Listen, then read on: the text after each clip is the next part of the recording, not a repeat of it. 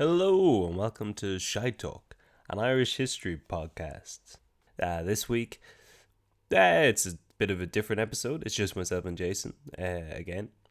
It feels like we haven't done one with the two of us in a while, so this will be good. But it's also a weird, sad episode, and heavily involves Israel and Palestine, which we didn't. Jason's in Texas at the minute for a couple of weeks, so we front loaded a lot of episodes, recorded them all about a month or so ago, before everything happened in Gaza, and every single episode so far that I've edited, we've talked about Israel Palestine, made some joke about it. So I guess we just talk about it a lot. I never realized it until I was editing them after everything that's happened recently. Just, some of it was just like, little dumb jokes, so I just took those out. It felt like they weren't worth it at the minute. Some of it was long rambling jokes, which seem odd now. But this one, it's very much just integrated into the plot. And again, this is something that we wrote and recorded weeks ago. So here is an episode that features the ongoing Israeli-Palestine conflict fairly heavily, but also, if that doesn't do it for you, it's also got the Iraq War and some other stuff. So yeah, it's a very fun episode. Well, no, it's not. It's a very interesting episode that is funny. I don't know. I hope you enjoyed anyway. I don't know what I'm going to call this one, but it's a story about a story. Gather around now, you're in for a story. Old tales of lore, all in search of a glory. The history and mystery of lads, lasses and all. Discoveries and voyages, the rise and the fall. Follow me now as we go back in time. We trace the steps of Irish lineage to find. Joseph from Carlisle and Kevin the dog guide you through the ways of Shine. All right. Yeah, sometimes you just make a mistake. This is a sad story. It's not. Leave that in so the audience know. Yeah, but it's a nice story. We never do nice stories. Well, how come we never do nice stories? I had a story there about a swan that killed its dad. Something like that. Like that. This is a nice story. All right, so in 2002, you all remember that, there's a 22-year-old American lady by the name of Pamela J. Olson. And she was traveling around Europe, which is where we live. She was a small town girl from Stigler in eastern Oklahoma. And she went traveling around after graduating from physics and political science at Stanford University. Oh, fancy. That's pretty fancy. So she's just doing the, straight out of college backpack trip or whatever. She's just bouncing around all the big cities. She's in Paris. Do you think she's got one of those straight out of Compton rip-off jumpers? Straight out of college. Just gives them at graduation. Yeah, maybe. They don't have hats anymore. It's just straight out of college. She meets a girl in Paris who suggests that she go visit Dubrovnik in Croatia. So she scurries away over there. And she falls in with a group of other travelers. Is this Taken? Are you going to tell me Taken? Is this Taken? Oh, listen, you'll be taken aback by the story. So there's a group of other travelers, and they all meet in a bar called Billabong. So, how Surfer bar? Surfer bar in Dubrovnik. There's a lot of Australians, Europeans, Americans all mixing. The group keeps getting bigger and bigger, louder and louder, and they're running out of seat space. But there's one loner guy sitting over to the corner but has a whole table to himself. They're like, let's get him involved. Then we can have the table. He'll be part of the group. All good. Enter our hero. Right. So she describes him. It's the first time she sees him. She describes him as wearing a t-shirt that said, "Too busy to FC UK." But she didn't know that FC UK is the French Connection UK brand. Yeah. So she was just like, this guy's a dickhead. He doesn't misspell the word. Yeah, exactly. So I'll talk about the source in a bit, but basically she's like, he's obnoxious and illiterate. His t-shirt says "Too busy to fuck." Which I guess it's not a brand in America. They wouldn't necessarily FC know. UK, no. Yeah. But that's not really a big thing here. Oh, it is FC UK? In Ireland, I wouldn't have said anyway.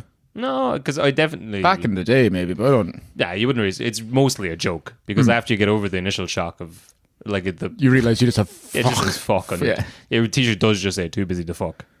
That's what people will read. But anyway, so they get to chatting. She asks him about the tattoo on his shoulder, and he tells her that they're Cherokee symbols. Oh. He says that he's 1/4 Cherokee. His granddad met a Cherokee lady when he went to the States. He's quarter pig. He's a little bit of a horse in there. He's a bit of a swallow. Is a Cherokee an animal? It's a bird, I believe. Is it? Oh, fair enough. I'm going to Google that so I don't It's come a across Jeep. like an idiot. It is that. It's Native American people. Yeah, Native American people. They're just being, yeah. No, so Cherokee is a bird, but also the Cherokee people are obsessed with birds. Okay. So there's a lot of on that as well. And also it might not be a bird. Sure. But anyway, go on. Anyway, so he tells her, yeah, he's a quarter Cherokee. Back when his granddad met a Cherokee lady when he was stationed in the States, he fell in love with her, jumped ship just so he could be with her, eventually bringing her back with him to County Cork.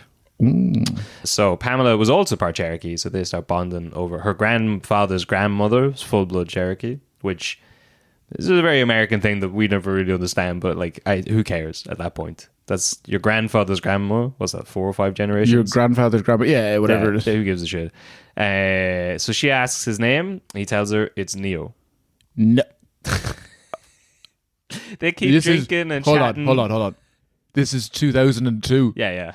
So 2 I years. love this, man. Yeah, 2 This years. is...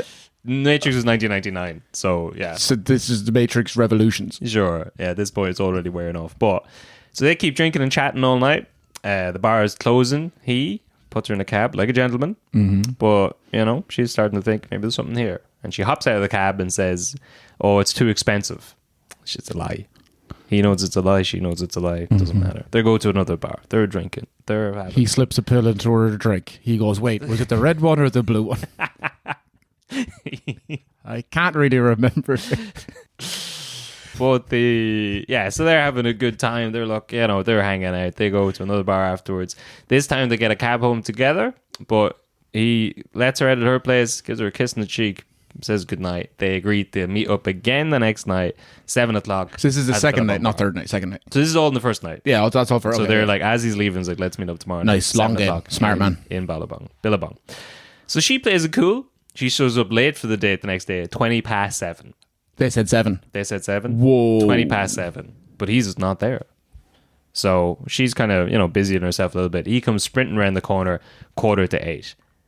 But now when I was reading this, she seems annoyed that he wasn't there. But he has a legitimate reason for being late. She was just 20 minutes late to literally just be fashionably late. To get... Yeah. Yeah. 20 minutes... not on. Not on. But I want to know what his story is. Well, he says... Because then if he has a good story, she should make up one as well. Oh, well, he's got a good story. He says he got caught up in a call with some border guards in some fuck-off country who were trying to take apart his Harley. Don't mess with a man's Harley. Whoa. He said to the guards, look... Wait, is he driving a Harley? This is a band from Cork who's been driving all the... around... Driving around a Harley Davidson. This man's a legend. Well, listen to this. Wait, how do I get into a Cork accent? You know... You go. You've tried it. You don't have a great Cork accent. No, but, I know, that's true. Yeah. Langer, you know... Stop offending them. This is... Yeah. We have to sell tickets to a live show there very soon. Yeah, that's true. Look. So he told her that he said to the border guards, look, do you have a large screwdriver handy? He said, yeah. I said, good. Turn around and start it directly up your ass because you're not taking apart my Harley. So you went Limerick, but I like it. I did. Yeah. It's somewhere in there. Yeah. But he says that he also uses military connections to get all smoothed out. So that's why he's late. He had to protect his bike. So they sit down for more drinks. They're getting to know each other a bit military connections. No. He's driving around on a bike. No. He's from Cork. Is this Che Guevara? Maybe. Well, he admits that his name isn't Neo when they're chatting. Seamus Guevara. It's Ronan. Ronan Coveney from County Cork. Okay. He got the nickname in the Navy because he wore a black trench coat and sunglasses. He says a longer version of that, but basically, I'm pretty sure he probably just wore a trench coat once, and they're like, all right, Neo. Almost how every Irish man's got. Or maybe he probably just put on small sunglasses once, and they're like, all right, Morpheus. And then that was it forever. Yeah, it's fair. Yeah. So Wait, Navy. So he was in the British Navy? No, so we'll get in. He basically joins. Oh, because he's part of in the American Irish. anyway. No, he's joined the UN peacekeeping sailors. Okay. Yeah. I'll tell you that. This is a lie. He's not in that. Well, I said it. No, there's a proper name for it down here in a bit. Okay. Or you're jumping ahead of the story. Okay. He's in. I'm going to stop guessing what's going to come on. So they bond over their love of rugby, right? Neo played for Munster. I don't know what level, but they both studied physics. He was 24, so he was like 2 years older than her, but he'd seen a lot more of the world.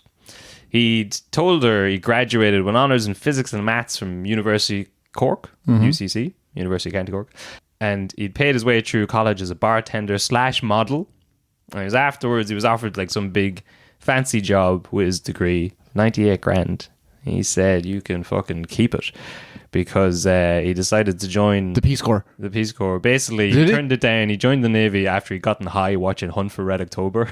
And he was like, that'd be a laugh. Do you know what? Because all the way through this, like, these are all lies, and the fact that he said that makes me think maybe it is true. Because even when That's a red herring there. because she keeps asking like, why? Because she doesn't understand the story, and he's like, well, I kind of threw it all away, and I was just, I was high, and I was watching Hunt for Red October. And she's like, yeah, but why'd you join the Navy? He's like, I just thought it'd be a laugh. He's like, but why'd you do that? And I understood exactly what he meant. He's like, of course, yeah, it's just to be funny.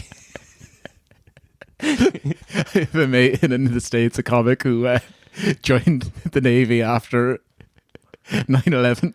Yeah, He regretted it within like 2 weeks. yeah, sure. He was like, we got attacked. I really wanted to. And then I was in there and I hurt my back. And now he's on benefits for the rest of his life. He's like, I hate the military. Yeah, well, that'll be a theme through all of this, because this is all happening. Yeah, it's just post 9/11. Yeah, but so apparently he joins up, and he's a good shot. He becomes a good, Just shot. to make sure Yeah, they have this right. Physicist, and what else do you get? A degree? physics and maths. Physics and maths degree from UCC, so he's got like an honours in that, or a BA or wherever it is. Yeah, Yeah, yeah. So he's got his But an honours is he's just level what? 8. You got his level 8. Yeah. So he's got that. It's not like a master's, right? No. So he's done that. Yeah, He's played for Munster. At least the underage teams, we'll say. at least the underage teams, that could be a little bit Plymouth and Or a I don't know. Munster B. There's obviously there's levels, to it. Yeah. He might have just played rugby in Munster. He could have played for like the Munster under 18s. Sure. Okay, so and now he's driving around. So he took a job in the Navy Yeah. instead, which means that he's been in, hold on. He would have been like 22 leaving college. Well, 21, 22, if he has a 4-year degree. So he would have been like 21, Yeah. 22. He's 24 now. He's working 24. for the Navy still? Yeah. All right, okay. He's on. Just making sure I have it all. We'll get into it. Yeah, so he joins up with the Navy. He's a good shot. So he gets assigned to the Ranger unit of the UN for special operations. And he's in there with his future best friend and spotter, his partner, Chris. Scott. Oh, I was going to say Chris Kyle. Oh, well, he's a sort of Chris Kyle situation. Did Scott say that he one time knocked out Jesse the Body Ventura? No, Gets sued for 1.8 million. no. He put that in his book, Chris Kyle. Oh yeah. That he had said, like, I hit Jesse Ventura, the WWE, or the old, like, famous wrestler. It never happened, and Jesse sued him for 1.8 million and won, because he was like, you're defaming Defamation. me. Yeah, I'm a hard He bastard. also put in that he went down to, was it during Hurricane Katrina, and he was just like, just started sniping looters. Yeah, all of that was kind of left out of the film. Hopefully, that wasn't true either. Yeah. Because I don't know, is that true that they rewrote? It's a Clint Eastwood film, and usually he's a bit more hard on sort of the American military industrial complex or whatever. Yeah. But Chris Kyle died while they were filming making the movie. Yeah. So they kind of do the softer ending. Is that true? I believe so. That some of those bits are, because it's quite corny. Yeah. It's also famous for that terrible scene with the baby. That's Remember the that? main The part. plastic baby? That's the main part. Yeah. Yeah. But yeah, so yeah, you're right. It's a sniper.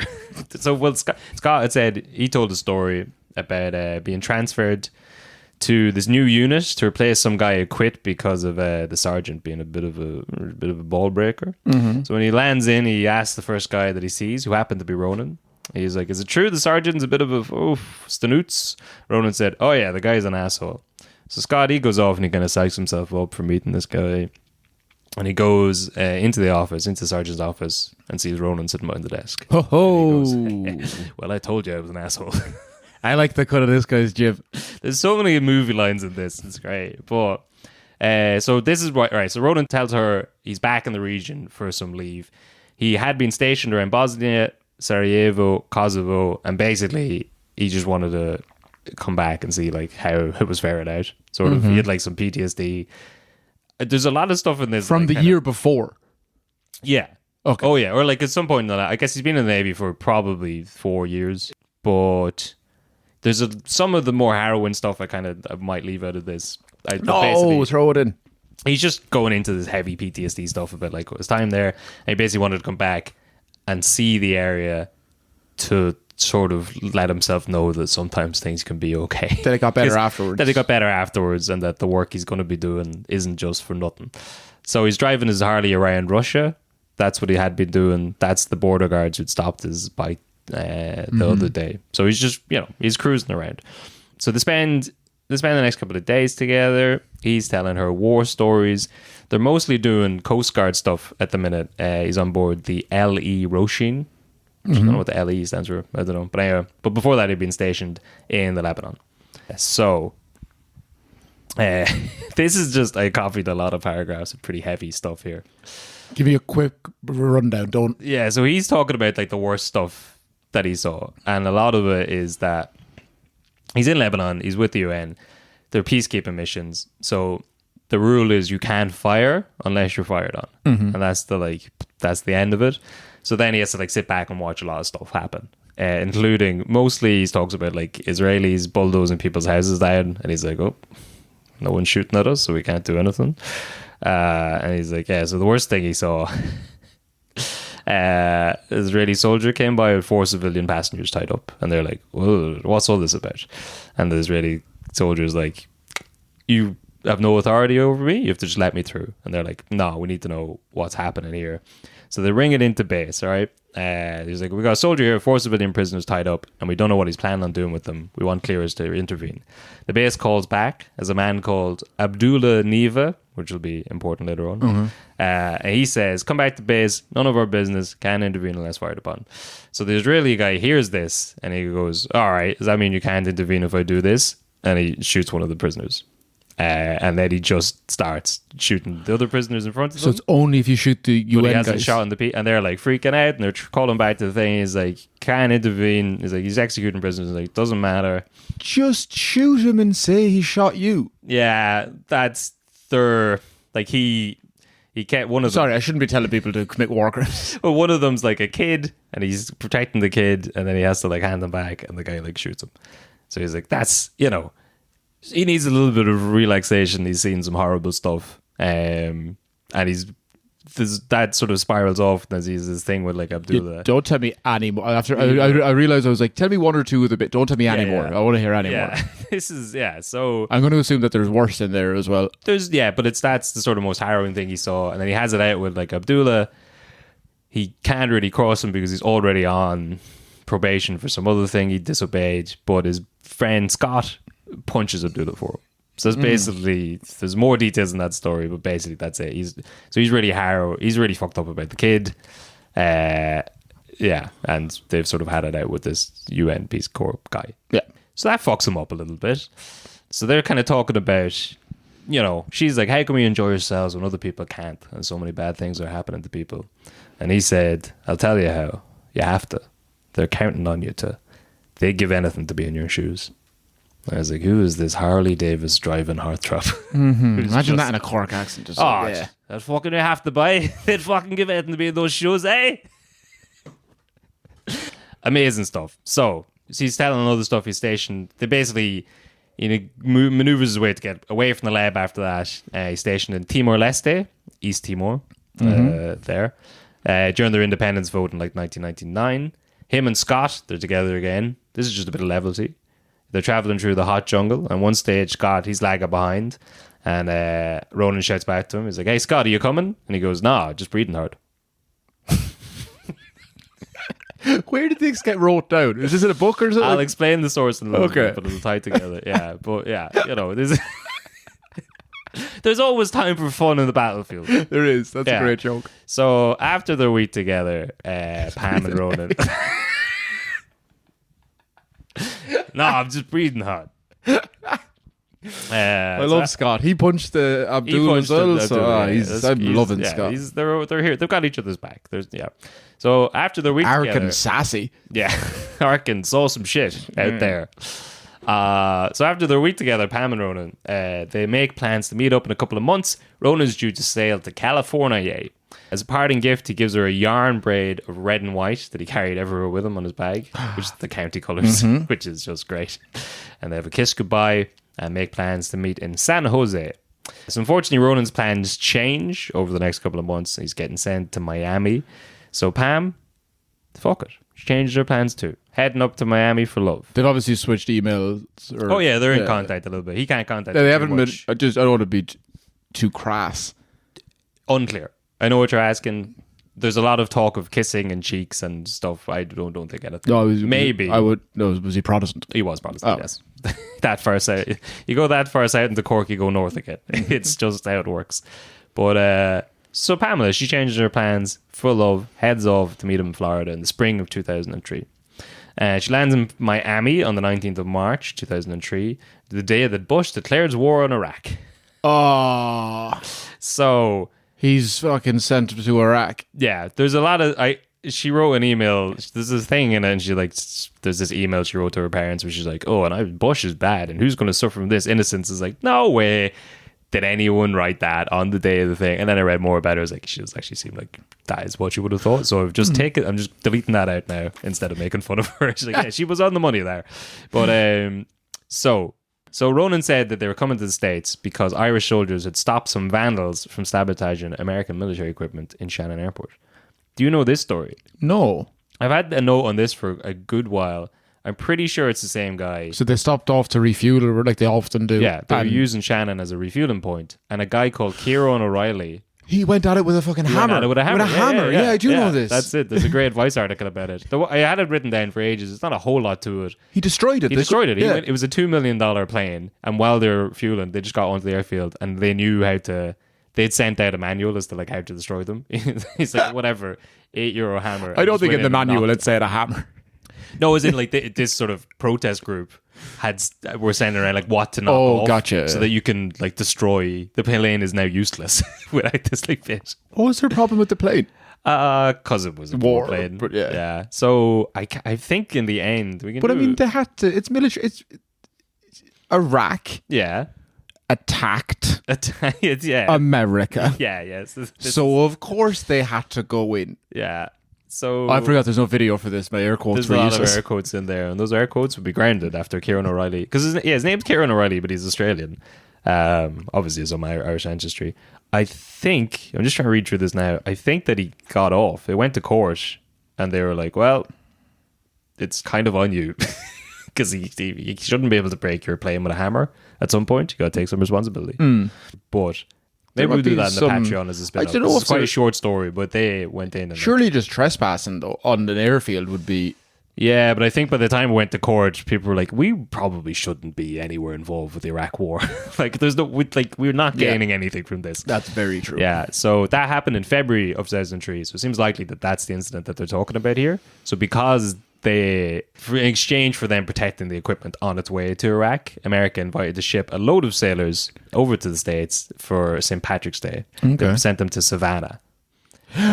Georgia, the home of one of the biggest St. Patrick's Day parades in all of the world. Yeah, so they were like, the one that we were invited to host and like lead the thing, and then we said no for some fucking idiotic reason. I don't know why we did that.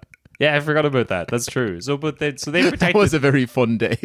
We're like, we can't. They're not paying us, or whatever. And then like a few hours later, where's Savannah? Is that the giant St. Patrick's Day? It's like, it's in the middle of nowhere, America, the back states. It's like, oh no, it would have been the best time in the world. It would have been insane. Did they offer us flights and there's no money? No, so okay. Didn't offer us anything other than a good time. Flights I would have done it for the flights alone. That's fair. But next year. Instead of that, we could just save an American warship. And then they're like, you know what, boys? We're bringing you out to Savannah. So they get medals and like they're in this parade and stuff for like the work that they did there. But anyway, so after that, they're coming down to Miami. She's waiting for him at the port, waiting for him to disembark. She said, "A figure walked down the gangplank of the ship and came towards me across the concrete of the jetty. and my heart skipped about 15 beats. Wearing a dark blue t-shirt and sunglasses, he was taller and slimmer than I remembered, and his stride was cool. When he got within hearing distance, he said, "Hey, how you keeping?" I was too overwhelmed to know how to answer. He walked up and kissed me, and his lips tasted salty.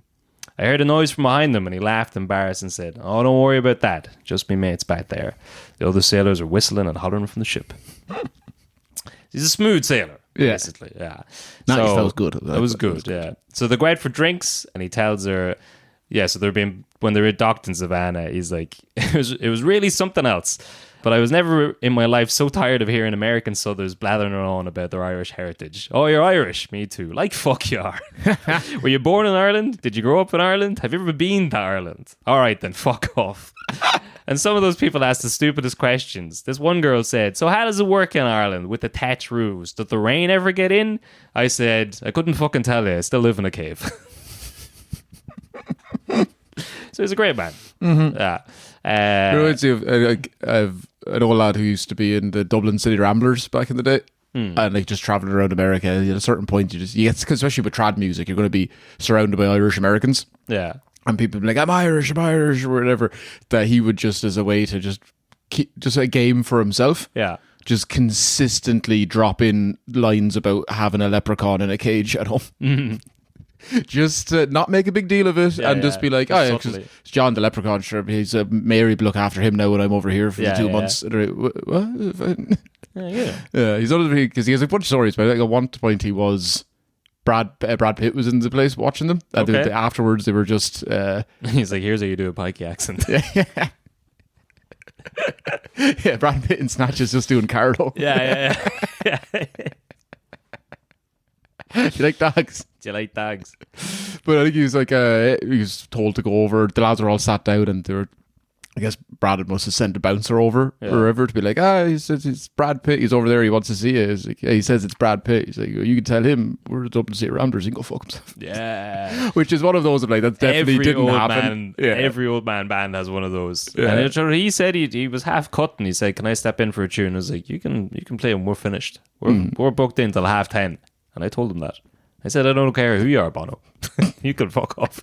I was thinking Carlo, the guy who headbutted Bono when he was playing 20, 30, 40 years ago. And he was like, "Why did you do that?" He was like, "Because if he ever makes it, he'll always remember." He'll fucking remember. And he did make it, because they're one of the biggest bands ever. What is he playing in the Vegas Sphere now? I'll fucking sphere him.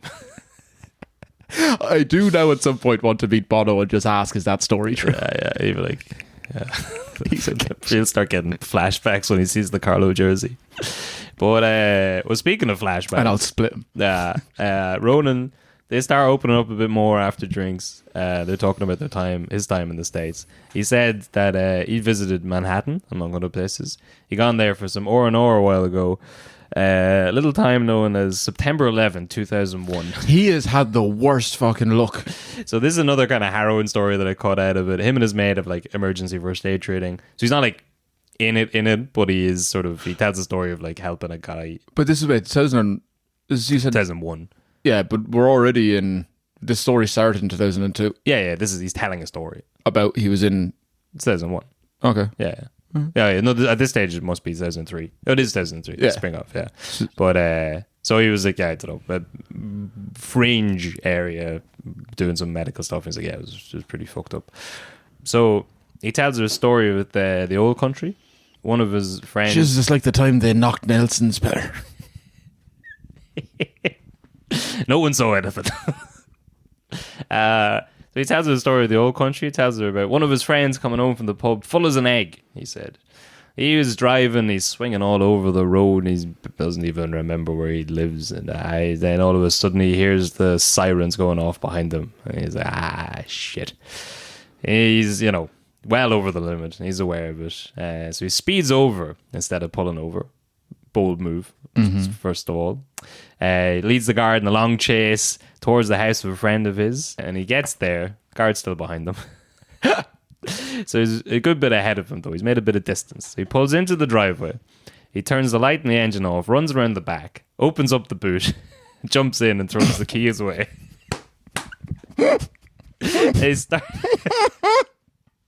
So So the guard car is pulling up, and he's banging on the boot and yelling. And he's like, "Help! Help! Let me out, sweet Jesus!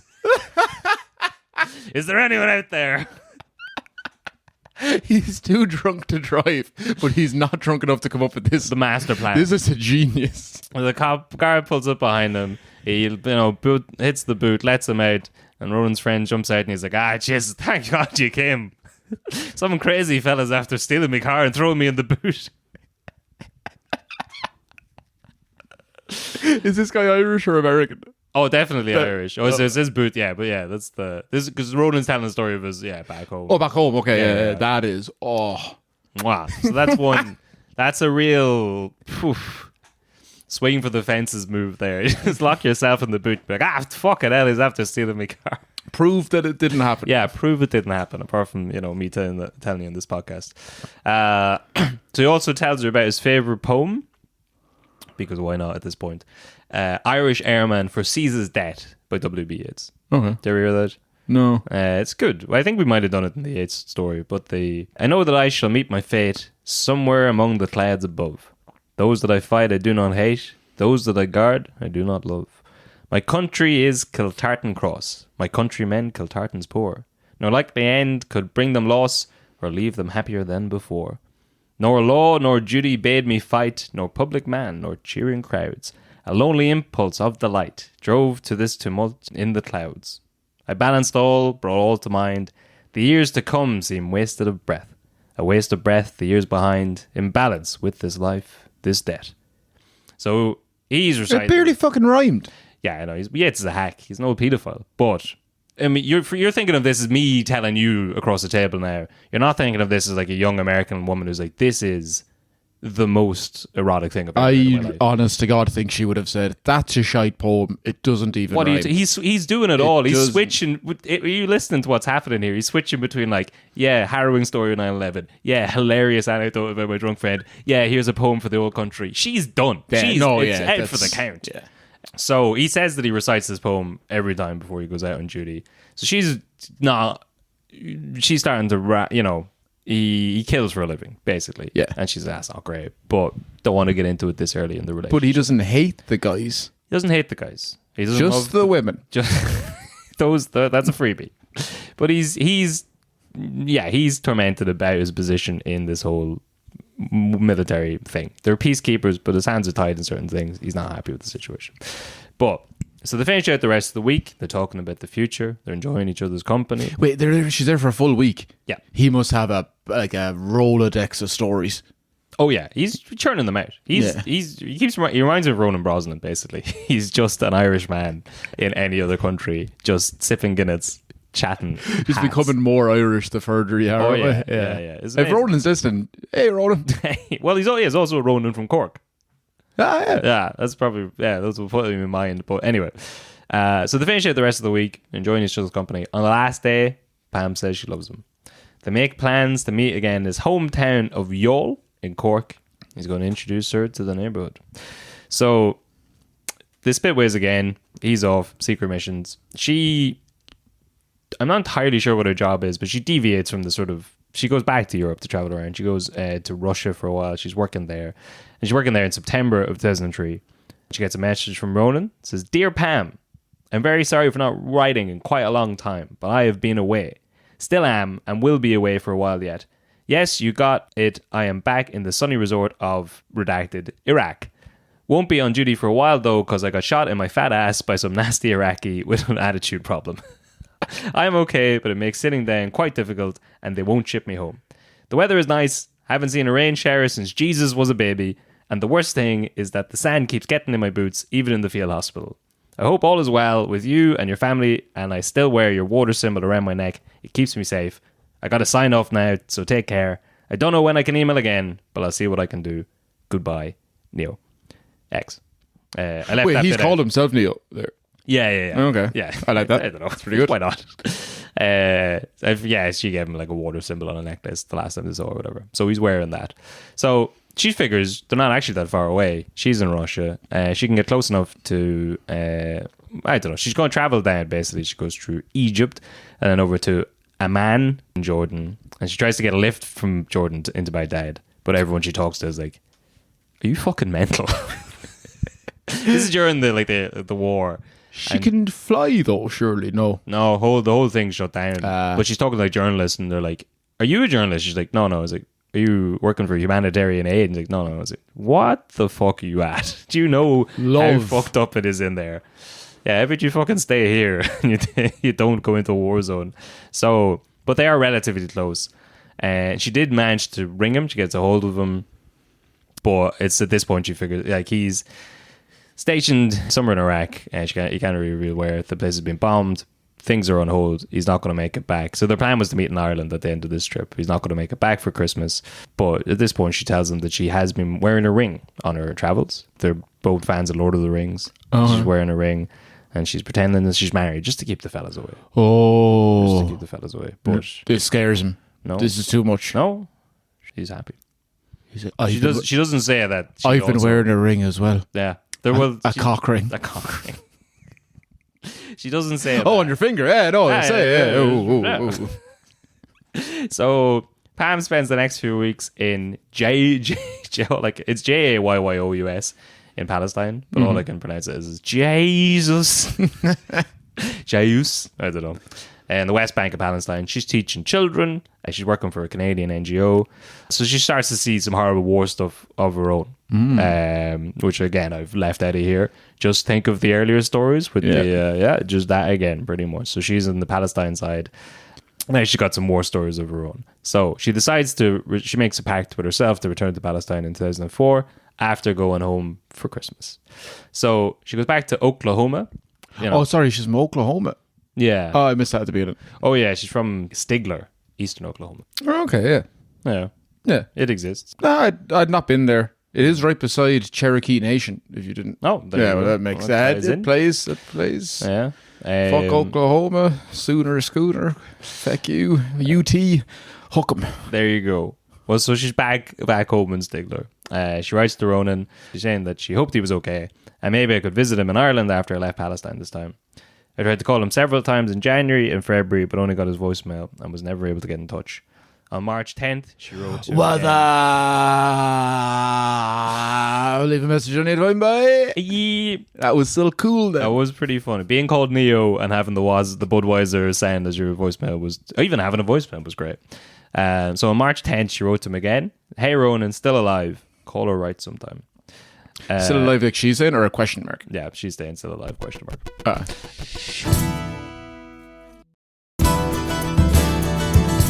On Sunday, the 16th of May, 2004, she finishes up a day of work at the pub and then goes to an Islamic awareness dinner at Stanford University. Topic of the week, biases against Muslim and Arabs in the media and what they can do to educate others about it, which would have been a hot topic in 2004. That is, yeah. Yeah, I've met like a lot of Iranians and people that were like people from the Middle East who were living in America at the time after 9/11, and they all got tarred with the same feather.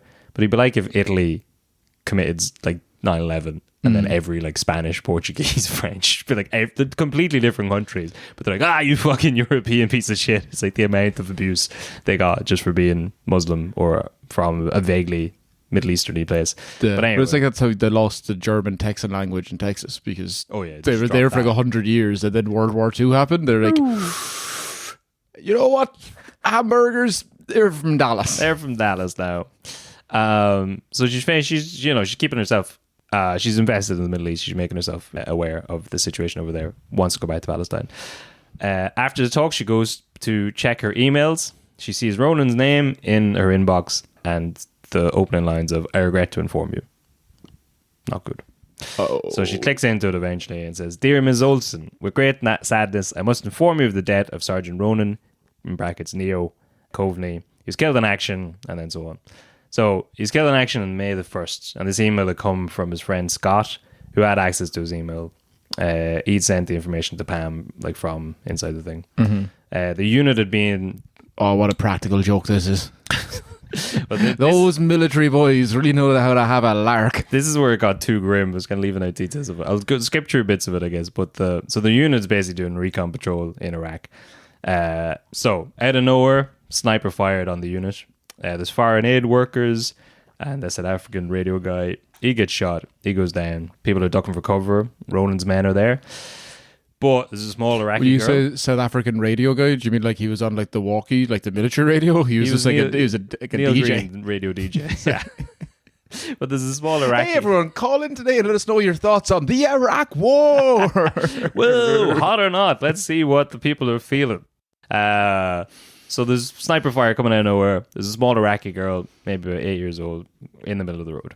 UN soldiers are returning fire, but they have no idea where the sniper is. Ronan knew the sniper would take a shot at the girl to try and like lure them out. So he runs out. This is all like Scott retelling the story now. He runs out and saves her. Grabs the girl, pushes her through a thing, but he gets shot 4 times. So Scott's words in this email are like, the most unstoppable guy I ever met got stopped. Ronan is hit by 4 bullets. Scott runs over to him, and his last words supposedly were, did I do okay? Are they safe? And he's done. Scott sees the flash of the muzzle in the nearby building. He's out for blood. He's going to get the sniper. Thanks to the sniper's position, Scott kills him. So they get him. Scott gets him, and they recognize his dead body. It was Abdullah Neva, the guy from earlier. So the same man who'd been Ronan's commanding officer in Lebanon. The UN guy. The UN guy. That Scott punched. He'd been dishonorably discharged from the UN and then became like a gunfire, traveling around as a mercenary. So they reckon he was a mercenary in Iraq and had ended up, like he would have known that Ronan's base would have been around there. It's hard to know like how personal it would have been or whatever, but it was on a mission to as a headhunter. They would have been getting paid for UN peacekeeper kills. So the more bodies you rack up, the more money you make. But jeez, did it say why he got discharged? I don't know, was it related to that or just that sort of like... Or just because if he was so by the book to be like, no, you can't save these innocent children, and you have to do it the right way, to then switch and be dishonorably discharged. Yeah. Having not... But I guess if you do too much of that, it doesn't look good for the old peacekeeper. Like, that's not a well, good there is story. actually... Yeah. So... Yeah, they reckon he knew that Ronan would not let another child be killed. So he was killed in 2004, saving a child from the same man who had not let him save a child in 1999. So if he didn't do that on purpose, if it was just a terrible look, yeah, Abdul is like, I swear to God, I know it was a chap.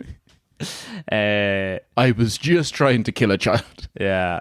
So Pam writes, I didn't know how to be strong or how to honor his memory, but I knew I had to try, and I had to do it alone. The very worst part was that I hadn't seen him in over a year.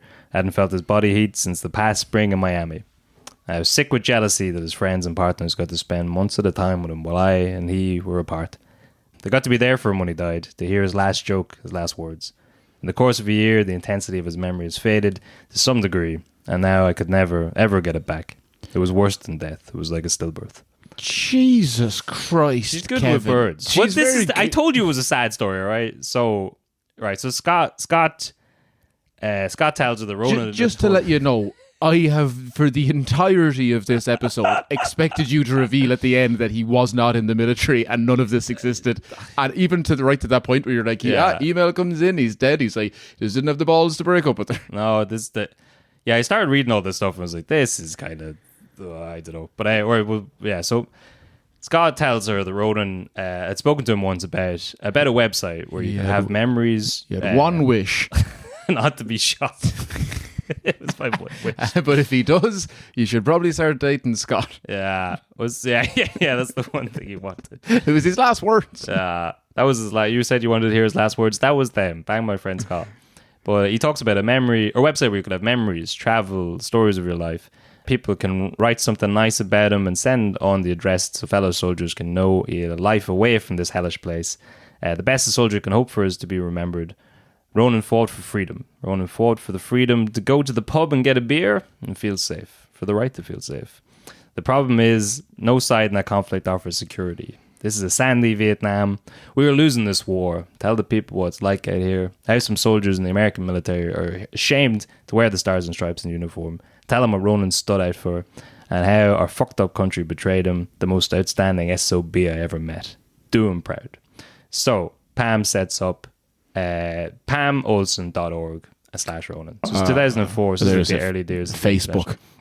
No, it would have been before. Yeah, it would have been. Yeah, several years, I guess. Tumblr. Before YouTube. This is early internet, and the website's still up. So that's where I got most of the stuff. That's the source for all this stuff. So that's like it's done in a sort of conversational style. Their meetings. It's a blog style website dedicated to the Irish soldiers she loved. From there, at the end, she wrote. So this is at the end. So it goes through like each of the meetings, each different page. At the end, it says services were held in his Ranger headquarters in Iraq and Naval HQ in Dublin. Rangers? He was a Protestant. Ronan was presented with the Irish Navy Cross for services rendered above and beyond the call of duty. He wouldn't have cared about the medal. He just did what he had to do. So she writes, the story of his death was officially covered up by the UN. If it were reported that a mercenary killed Ronan, they would have to figure out that the only one working in his area was Neva. Neva could be traced back to the incident in South Lebanon and the child stuff. There was a UN officer indirectly causing the death of 4 innocent people and also covered up. Officially, in fact, there were no Ranger soldiers on active service in Israeli-occupied southern Lebanon at all, but everything is written down and filed. The Secretary-General of the UN just has to order it open. If he does, it's very likely some heads will roll in high places, so it probably won't happen. So the website is still up. It opens with, the opening page says, his larger-than-life stories and funny, thoughtful humanity made it effortless to fall in love with him. Talking to him was like stepping into the world in digital Technicolor, when I was used to it in staticky black and white. He taught me more about the world than I realized there was to learn. So then there's like a page of quotes, a page of poetry, and a page titled The Afterwards, featuring like a guest book you could sign. Yeah. Well, I'm sorry I brought you such a sad story. That is... I told you a story about swans. Yeah, but she loved love. Man. And yeah. This is... I'm going to do a comedy gig in like an hour. Well, there's another page they're called the afterwards. Oh. So after a few months of grief, Pam finally tracks down Ronan's mother in Youghal, based on the bits of information she'd remembered. As at this stage, she found out that he'd faked his death. I am a genius. I am so fucking right about these things. He was alive and well and living in Cork. And not only that, he just recently got married. And Scott didn't exist. Nope. No, all fake. I called it from the get-go. Were you proud of me? Were you proud of me? No, because obviously, what else would this story be other than just a sad story? That's a great story. It's a good story. It's a great story. It's all made up. Yeah. So it turns out, when he met her in Dubrovnik the first time, he'd been there with his fiancée and 2 other friends. So the fucking... Yeah, my Harley Davidson stuck up at the Russian border was... Harley was his girlfriend's name. They tried to take her apart with a screwdriver. Fucking Harley and Davidson. So it turns out that his mission with the UN in East Timor, the stuff in the Lebanon, driving across Russia, even playing rugby for Munster, all bullshit. He couldn't meet her that time when she had travelled to Jordan to be like, we're so close. I'm in Jordan, you're in Iraq. He was back home in Cork getting ready for his wedding. So he was just, every so often his plan was to just go on a trip to America, get the ride, dip out. Yep. That was his... Do you know what's crazy? Yeah. I not this story. Yeah. The exact same story, like, so often. But Ari Shaffir has an episode of his podcast about an American guy that did this to a female comic in the States, that she was like for like 2 or 3 years keeping this thing up. I've seen that one, yeah. And she goes up to his house and he's like, he says his mother had cancer and all this sort of stuff. Oh yeah, there's loads of shit. And you're just like, but he'd done it to multiple women. But he'd been doing it for, I think he actually might have been in the army though. So this guy was in the Navy, but he's just like a regular Navy guy. Yeah. So after contacting the mother, someone writes about the story gets out and someone writes about it on so they're leaving messages on the guest book. So the thing is that the website still exists and she hasn't changed any of the initial bits. She's just added on more pages. So the whole thing is just like this harrowing tale of how they met. And she gets really like there's lots of really deep stuff about the stuff he's seen in wars that he was never at. He's probably retelling other people's war stories. And then there's this like real, she struggles with the conscience, like he's a killer. Reading John Cancy fucking But everything's left exactly as it was. And then at the very end, it's like, oh yeah, I found out a couple of months afterwards, this is all bullshit and he lied to me. So people are leaving notes on the guest book on our page because it was back from 2004 when websites had that sort of stuff. And it gets, someone prints it on the People's Republic of Cork. So it goes around this blog post of Cork. Oh, you could not live there anymore. But she ends up doing an interview with the Irish Daily Star and she tells the story. So the Star writes... And he's just like, hope the missus doesn't find out about this. So when because they know who it is. Yeah. So when the Star writes... Because he's used his real name. Yeah, exactly. What an idiot. So the Star talks... You can lie about everything else. You can't... he says, when confronted about Miss Olsen's claims, the seaman denied ever knowing her. He said that he had no comment to make when he was informed that the star was in possession of photographs of him and Miss Olsen together. He said, what you can write in your paper is that she's ruined my life. My marriage is on the rocks because of her. My son is getting hassled in school over her, and my job is on the line because of it. My job is the only source of income for the family. That means my mortgage is on the line. You can write that in your paper, and you can tell her I don't have any comments to make. I have nothing to complain about my friend. I'm sure those are doctored photographs. I wouldn't tell you a sad story. I'd tell you a story about some lunatic from Cork who just kept lying. Oh, what an amazing... So all that stuff, I thought you'd twig it more when like all that stuff with Abdullah and Eva, like that, so what he gets assassinated by the so same stupid. guy. Yeah, no, but it was... From his old arch enemy. From the get-go. But that's why when you kept just doubling down on it, I was like, I want to invest in this so I don't just keep guessing the actual end. I was trying to do some sad readings of... You did well there. Good, yeah, there was a while that I was like... And also there's so much information. Yeah. But also the years never made any sense. I kept asking about that. From the start it doesn't make any sense. I was like, I went to... for September 11th, 2001. Yeah, which definitely didn't happen. Because he's only would have graduated college. Sorry, I didn't mean that he wasn't there. I mean, that never happened. Yeah. But so he would have, Well, not the second tower. So he's there for 9/11. He's in East Timor for the 1999 elections. He's in the Leb for long enough to have this interaction with the guy. He's stationed in Bosnia, Serbia, Kosovo at some point. All before he's 24. Yeah. Yeah. What a life. What a life. What a lie. So, can we find him online now? Is this a thing? Maybe. Can we go down and interview him? Maybe. What would he be now? He'd be in his 40s. You know what he'd be? He'd be a fucking legend. Yeah, a fucking legend. So this is... My marriage is on the rocks. My marriage is on the rocks because of this lunatic who seems to have an awful lot of information about photos. me. Yeah. What would be her reasoning for doing this? Because she's a lunatic, man. She's after me money. What money? That job is the only income the family has. She's after me mortgage. He also has a kid, apparently. So that would have been probably before. Yeah, because this is. She found out this. No, she said my son's getting hassled in school, so he's of school age. Yeah. So he definitely had a kid. He's a good bit older then, and then so all of those lads when she'd met them on like you said like a military base or wherever he'd met in Miami. Yeah. That the lads were like she came dressed close enough to like be a military man, and the lads laughing behind him. No, so he would have been. He was in the Navy, but he was just like a regular sailor. Okay, yeah. But he wasn't in the UN Special Forces as a sniper in station in the Leb. He was just a sailor. I don't think he was in any of those bases. So he could have been in all of those. He might have been for a week each. Yeah, but he wasn't. So the irony, or I don't know, there's a sort of upside of it. So the blogs are really interesting. There's lots. I'm going to read the shit out. There's of lots these. of in-depth conversations they have about like the Middle East, and he's telling her all these PTSD stories, and she's very anti-America, military, and very invested in peace in the Middle East. She's going to conferences about the Arab world. She spends more time in Palestine. She ends up doing a lot of work in Palestine, and in 2006 she moves to Washington and works at the Defense Department think tank to try and bring some of her knowledge about the Middle East to more educational sort of stuff.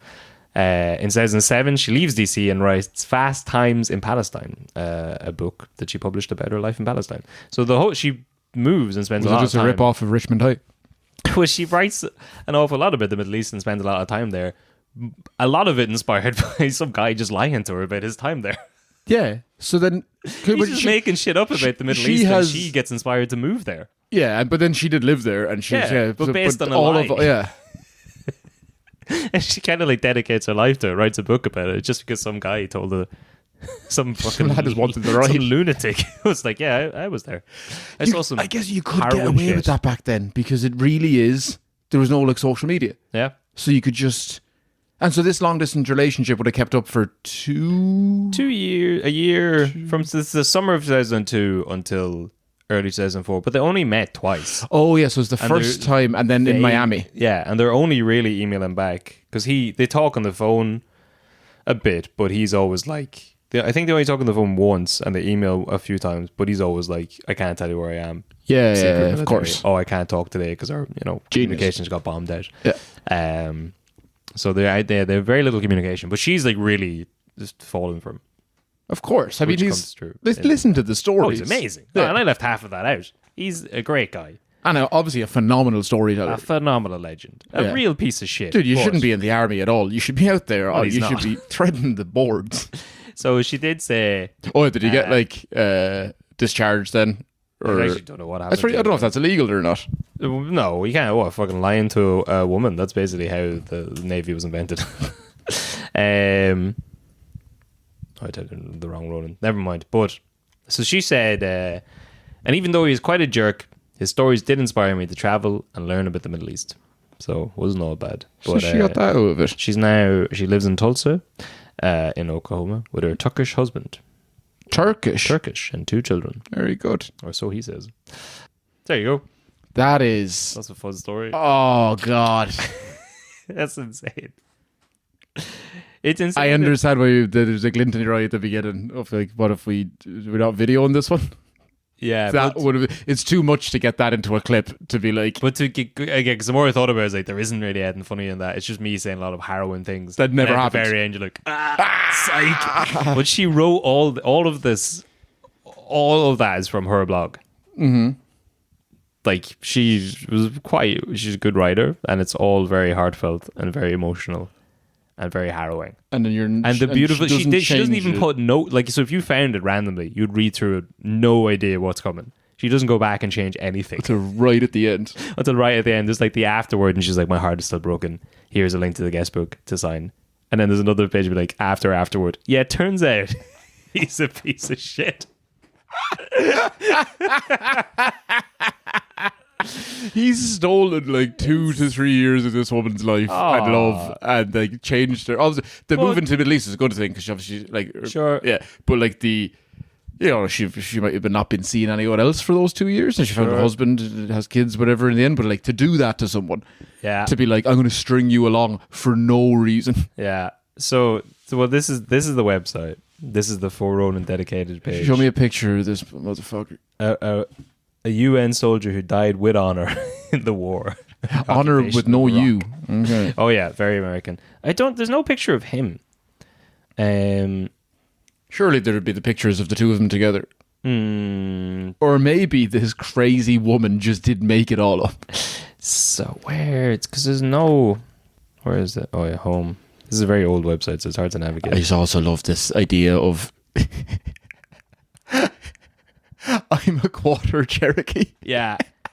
That might be true. Who knows? There could be elements of truth to this. You said he definitely didn't play for Munster. Yeah. To say that you played a professional sport when this woman wouldn't have had a concept of what the sport was or what that meant. No, sorry, I might have skipped over that bit, but they bond over that because she knows she played rugby. Oh, okay. So, see, the way she tells it, because again, this is all from her point of view, so she says that they bond over... She asks about the tattoo. He says he's quarter Cherokee, and she's like, "Oh no way, so am I." And she's like, "Are you into sports?" He says, "I play rugby." You probably wouldn't know it, and she's like, "Oh, I play rugby." But it's all just reversed. Could have happened the other way around. He hears her say something about Cherokee. Oh yeah, that's me as well. And then they do. There are stories throughout it that he does talk about like the Six Nations and stuff, and he does like it. So I don't know. Okay. But that seems... Well, he's a man from Munster. He probably would... Yeah. There's a few things that she writes that he's like... He talks about being 3/4 Celt and 1/4 Cherokee. But I don't... Like, Irish people don't speak like that. We don't say quarters or fractions of our... We wouldn't know. No. And we don't really call ourselves Celts either. I don't know if that's just a me thing. I don't know. That seems suspicious when I was reading it. Irish people wouldn't be like, I'm Celtic. Celtic? No. You wouldn't describe yourself as like, I'm 3/4 Celt. Unless you had a fondness for the mysticism. Yeah, but artists like fanning on that. But that's beyond the ken of cunts like you. That's true. Well, there you go. Hour on the dot. On the dot. That was really fun. That was good. Then not all the in between. I was properly upset. Yeah. That because I let myself start to believe. I was getting choked up. I was like, this is sad. Because I knew the story, but the headline was just like, Irishman lie. Woman finds out that Irishman's been lying about it. Is like, this is fucking funny. That'll be fun. And then the more I read the blog post, is like, this is heartbreaking. But that's what he's done to that poor woman. But also, he goes into a lot of detail, even if it wasn't stuff that he'd seen. I assume the real war stories. And oh my god! But it does make sense then. A lot of the blog posts are very anti-Israeli, and then like she spent a lot of time in Palestine. I think she went back and kind of I don't know. Cherokee picked A couple of there's a lot of anti-Israeli stuff in there. Yeah, maybe she's the villain of this. Yeah, maybe she is just a lunatic who just picked some guy's name and ruined his marriage. His marriage is on the fucking rocks. You write that in your paper. Yeah, put that in your paper, pal. My son is... Those photos are doctored.